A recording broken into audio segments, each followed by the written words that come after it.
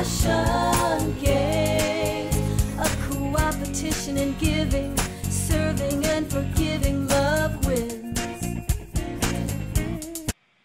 Well, compassion, ironically, it's a contact sport, right? I mean, you can't just lay back and talk about it. You got to do something. So it's the actions that bring the sincerity alive. So when we have a competition like this, that's a co-opetition, or it's in a good sense of people working together for a greater good, it makes people, it catalyzes their activities, it makes them focus more, and makes them say, hey, that was good, so I'm going to do it again. Well, empathy is so powerful in the work of restorative justice and creating those conditions for a culture of peace. Compassion games take empathy a step further and encourage us to do something about our feelings of suffering together.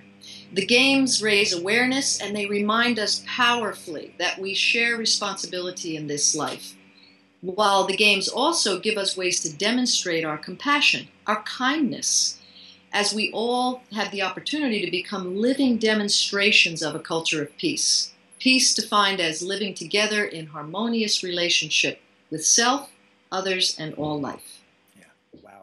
Well, the compassion games, I think, are a frame, number one. It really puts one's life and one's activities into a kind of a condensed period of time where you're focused on the foreground of compassion. You're putting it in the foreground where often it's sort of simmering somewhere in the background. And by bringing this to the fore and deliberately working with other people, because play is inherently something you do with other people. We play with each other.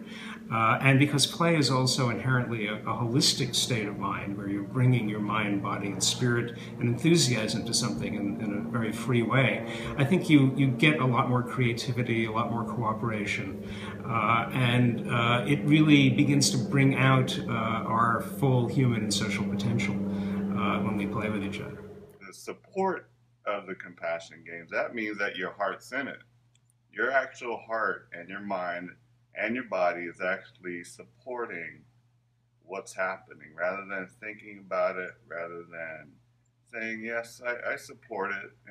But how do you support it? Do you support it with simply thinking about it? Or are you supporting it actively? Are you actively supporting it? And that's the thing about the games.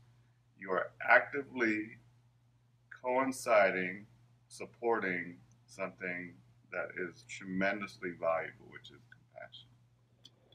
Playing and supporting the compassion games is an excellent idea.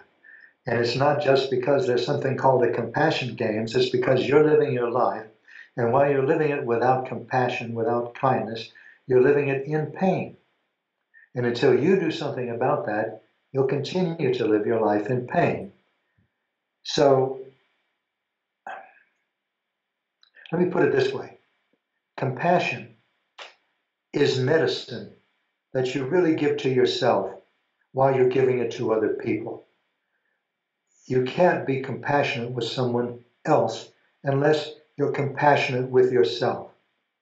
If you're judging yourself bitterly, cruelly, if you're tormenting yourself with comparisons with others, you're doing that to others as well. So instead of saying, I'm going to be compassionate, I'm going to be kind to someone else, start being kind to yourself. And I don't mean in a narcissistic way. I don't mean becoming oblivious to the needs of others. Compassion is the polar opposite of that. I mean, start being kind to yourself. Let kindness be your pole star.